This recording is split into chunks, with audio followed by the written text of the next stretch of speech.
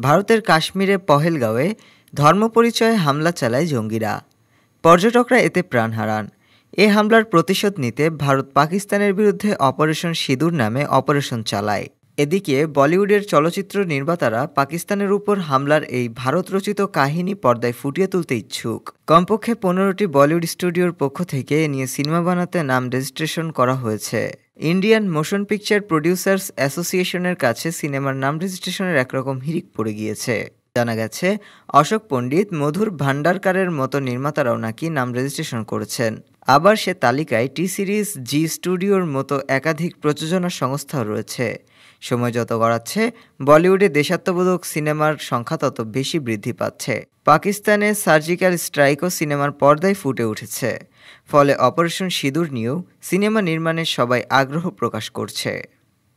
Desk report, আজ বার্তা, ঢাকা।